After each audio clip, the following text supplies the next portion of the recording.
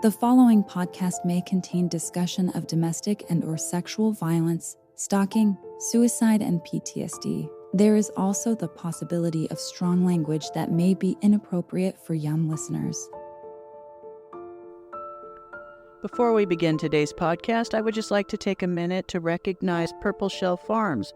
They are a veteran-owned family farm located east of Conrad, Montana, and they specialize in all-natural dairy, poultry, and produce. They are a wonderful small operation, and they donate very generously to Highlines Help for Abused Spouses, freeze-dried items for victims who are needing to put a little something in their pantry when they're starting over. And they have goat milk soaps and candles and lots of freeze-dried items, fun items like candy, and they are just really wonderful people. So you can find them on Facebook or Instagram, and we would just like to say thank you very much, Purple Shell Farms, for all you do for Highlines Help, for our community, and thank you again. Hi everyone, welcome to Breaking the Silence, bringing domestic violence and sexual assault into the light. Today we're talking with Autumn, and Autumn is a very experienced advocate here with Highlines Help for Abused Spouses. She's been with the program for 8 or 9 years now, and she brings with her a wealth of knowledge about the court system and advocacy in general. She's going to talk a little bit with Connie about how she came to be in the program and some of the things that she feels need to be worked on in the system. Here we go with an interview with Connie and Autumn.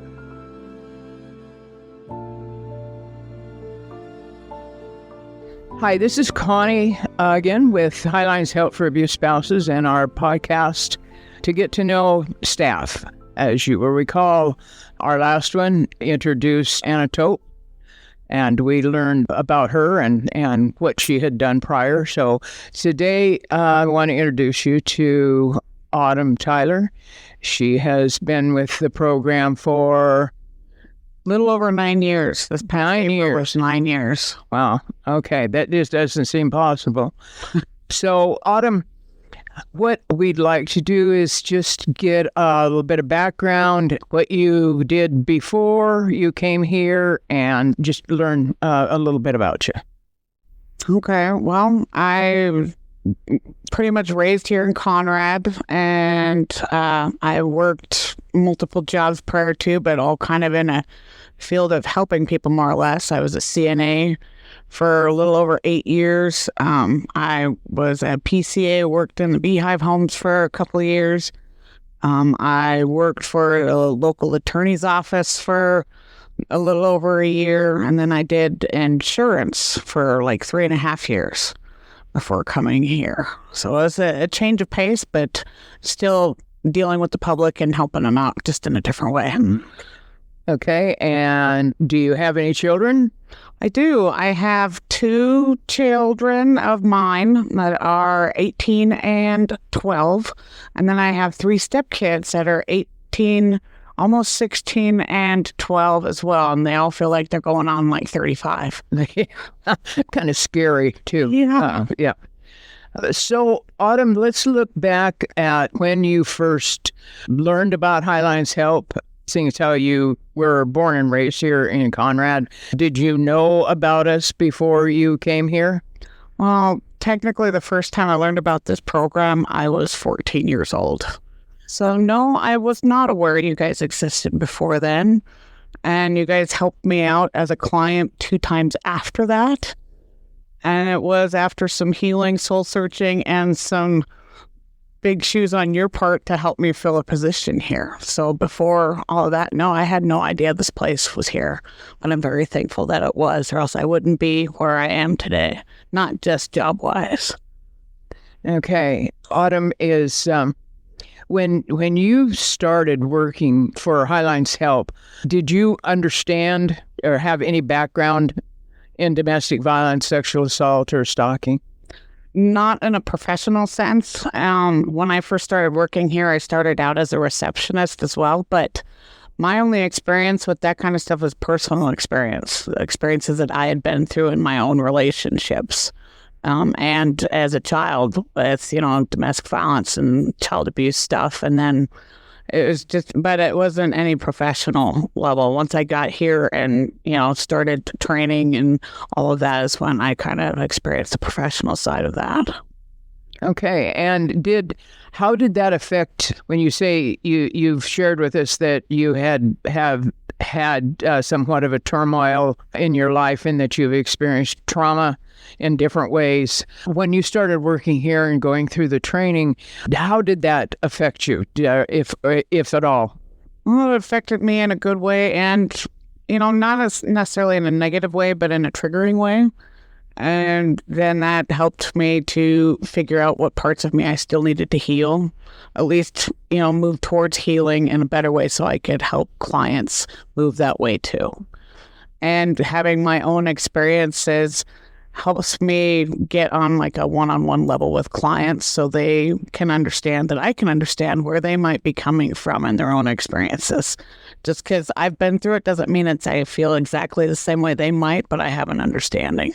Okay, and you think that's important for a victim to kind of be able to identify with their advocate in a way that they don't hear your story, but they know that you have experienced some of what they're experiencing.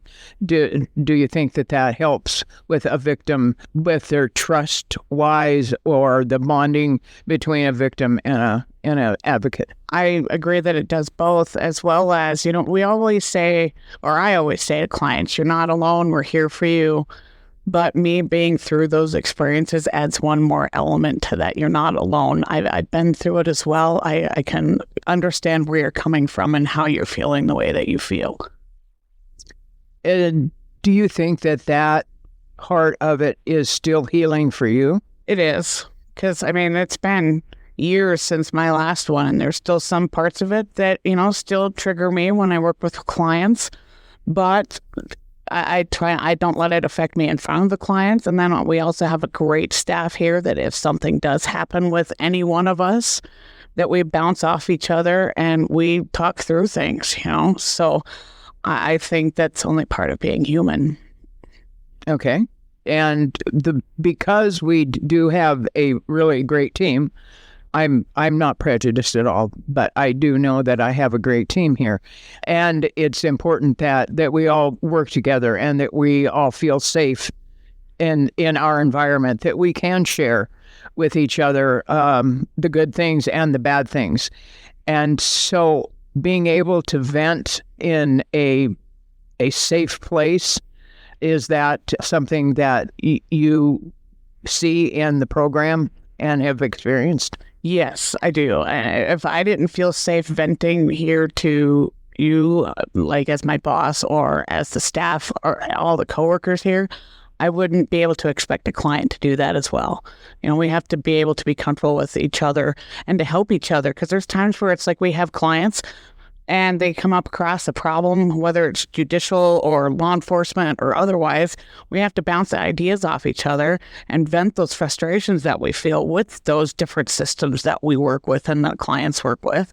And if we can't do that, clients aren't going to be able to do that either. And they can feel the tension in a room, whether it's here, a courtroom, a cop car, wherever they are, they can feel that. And if they feel the animosity with us as a team, they're not going to get out of our program what they need to get out of. Okay. What would you say is, now that you've been here for almost 9 years, well, we're going to say 9 years, what is some of your frustrations with the systems that we work with, or just frustrations in general in the program? Well, there are many, but I'll try to keep it limited. My main, I guess, one would be law enforcement and the judicial system re-victimizing our clients every time they go in front of them. Well, I shouldn't say every time, because there are instances where that doesn't happen, but a big majority of it seems to be happening that way. They're not being believed. They're being turned into the perpetrator. The justice system isn't serving due justice for them and their children. So it's stressful, and then you can see it being stressful on the clients too. And they have a lot of hurdles to jump when it comes to the judicial system, or if they're working with Child Protective Services, they have hurdles to jump there. They have hurdles to jump everywhere. And it seems like everyone makes it harder for them to work through what they need to get through. But that's my opinion. Well, it's the truth, and it's also my opinion too. Is there anything else that you see from the time you started and gone through your training and from being a receptionist to being a receptionist and an advocate, the changes in law enforcement's response, the prosecuting response and stuff? Have you seen a change in that over over 9 years? I want to say yes, but if it has been any kind of progression, it's been small. It seems to me, and maybe that's just me, but it seems to be about the same, where they have the same amount of roadblocks. It just takes longer to get to where they're going, and there's not a whole lot of belief in what clients have to say. And that's not always fair to them or their children if they have children involved. Okay, so you don't think that some of our other first responders, such as law enforcement, would you say that they probably needed more training in certain areas? Definitely. Most definitely. Okay, and can you think of maybe some, right off the top of your head, the ones that you think that they should maybe seek out training? As far as topics-wise? Yeah. Domestic violence, they definitely need training in that, as far as like who the primary aggressor is, and how drugs and alcohol can affect the relationship. There's also, kids being used as pawns, the judicial system kind of screwing them over, and the perpetrators using that with law enforcement against the client, perpetrating mental health problems that aren't there or that are created by the perpetrator. There's so many things I could list here, but... Okay, so when talked to Anna, she used the same word that you just used when she was talking about the system and stuff, and she said the words pawn, that kids were being used as pawns. Can you give us your definition of what you mean by the children being used as pawns? Depends on who we're talking about, I guess. Like a pawn, like with this would be like, say that you had this relationship, husband and wife. Wife wants to leave because it's extremely dangerous. He's abusive to her and to the kids. She wants a divorce. He refuses to divorce her, says, if you leave me, I'm going to either take the kids and we're going to leave you, or I'm going to hurt you. I'm going to hurt the kids. I'm going to hurt the dog. I'm going to, it's not what you want. It's about me wanting those kids. They're always using those kids as a reason to get what they want, whether it be money or drugs or just to upset the other party, whether it's mom or dad. They're just using it as a way to get at the victim. Like a control tactic. Yep, exactly. Okay. And sometimes the system does that a little bit too, in my opinion. And how would that be? Well, you can't do this. You can't have visits with your kids unless you go through all of these steps. Oh, you've gone through all of these steps? Well, we need to make more steps. Or you've done those? Let's add another 6 months. Let's add another 6 weeks of visitation supervised before you can get to see your kids. Well, here's your kids, but you have to do all of these things again and again. And it's not always like that, but a lot of times it seems like it is a repetitive re-victimization of both the kids and the victim through the system. So what do you think that does? We're not child psychologists and we're not lawyers and medical people, but in your opinion, over 9 years of working like you've been working with victims and see the results of what it does, do you think that this has a lasting effect on the kids? Most definitely. In multiple different aspects. It creates a rift in the relationship between the child and the parent who is being victimized. It can create an unhealthy bond between the child and the perpetrator that's a parent, and it can create trust issues and relationship issues with that child later on in life when they have their own relationships with, a man or a woman or whatever. It can create mental health problems like anxiety, bipolar disorders, there's a multitude of different mental issues that can happen with that child. And they're not always easy to work through as an adult. Okay, then when you talked to begin with that you had, at 14, why you had an advocate from the program that helped you, and I'm not asking you to tell us what happened, but I'm asking you to tell us, seeing as how we're talking about kids, how what happened to you affected you as you were going through your teen years and into your 20s.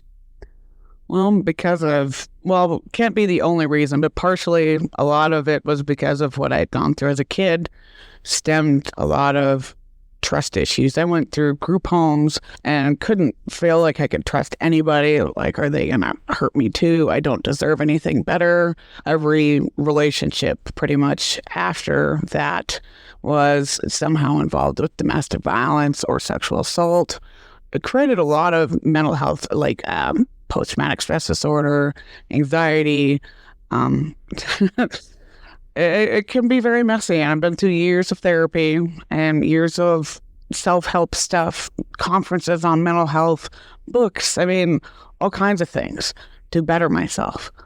But not everybody gets that chance to be able to do those things or the desire to do those things. So it's a really trying thing, and you have to have the gumption and a circle of people behind you to push you in that positive direction. Not everybody gets that. That's true. And I just want to say here that that's one thing that Autumn does do continually is train herself. She is constantly doing webinars and doing research on stuff. She doesn't seem to be able to get enough of it. And I think that she's doing it not only for her own education, but I think she does it so that she can continue to heal. And so I want to give you kudos for that, because you do step out. It's not something that I have to say, I need you to listen to webinars. I get your quarterly reports, and it's like, oh, where did she find all of this stuff? And if you ever need a list. Yeah. Yeah. And that's maybe something that we can put out here, because she is a wealth of information on so many things that she has taken trainings on, and it's very impressive. Another question that I would ask you, what are your biggest frustrations that you have experienced since you've been working here? Well, kind of like we had mentioned before, that clients having such a hard time in the judicial system, mainly because, one, they aren't really believed much through the judicial system, whether that be from the judge, jurors, whatever the case is, or with CPS. There's also the fact that, we have a hard time finding resources for clients out in the rural areas, minus what we can provide ourselves, but we're even limited. Clients need attorneys that we can't pay for. Clients need affordable housing that nobody can afford.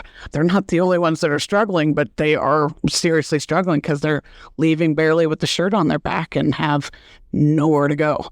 So what does that a lot of times mean for the victim when they are running up against these types of roadblocks? What usually is their decision? Well, there's homelessness. They're shacking up on somebody's couch. A lot of them are trading, favors for things that they shouldn't be doing. There's a lot, drug and alcohol stuff, but they're most of the time they're ending up homeless, or bouncing from shelter to shelter to hotel to shelter, living in a car. Nothing ideal. And if they have kids, their kids can't stay with them through a lot of that kind of stuff. Do they a lot of times make the decision to go back to their abuser?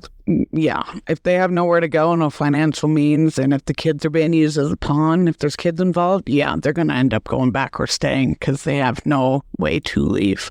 So when a victim that you're working with goes back, and we know that a lot of times we know they've gone back because we lose contact with them. How do you deal with a client that goes back and then may contact you later?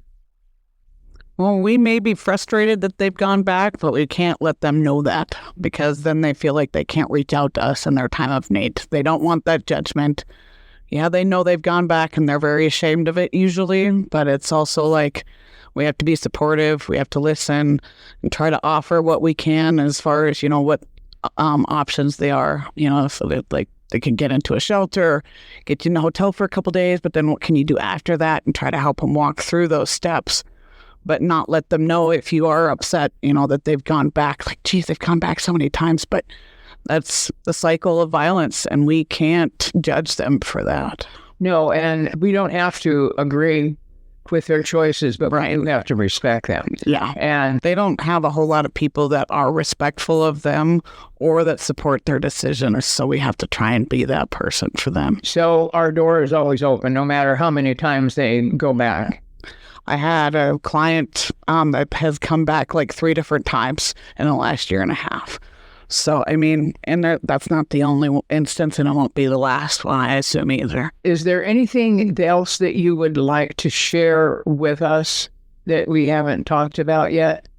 Not necessarily, I guess, but I would like to say something as far as, don't be the bystander. You might not be in a safe place to say something if it's your friend, your family, your coworker, whatever, if they're going through something. Say something, but in a safe context, but be watchful and be supportive and just be there when they need someone to be there. Because even though you might be silent, they still think of you in your circle, and they need to know that they can go to you when they need help. And if you see something, say something, but be careful with who you're saying that to, just because of who their abuser may or may not be. But don't be the bystander. That's very good advice, and thank you for that. And that comes from 9 years of dealing with victims in all different kinds of situations. And it's really hard for the public that has not experienced this to totally understand victims and why they do the things they do and how they do them. We judge them all the time, and we can't do that, because unless you've walked in their shoes and you know what it has been like for them, you don't have that right to judge them. Right. So in closing, Autumn, I would like to ask you this question. Knowing what you know now, would you work at a domestic violence program again? And if you had the chance, would you still do this kind of work? Yeah. It's helped me grow a lot, and I like to think that I've helped quite a few people over the years. So I would like to be able to continue to do so, and I would choose to do that again. That way, in the future, I've been through a lot, and I have girls, and I don't want them to go through that either. So even working here, if I have the tools to help them in their relationships, that would be worth it, in addition to helping all the clients that come through my door.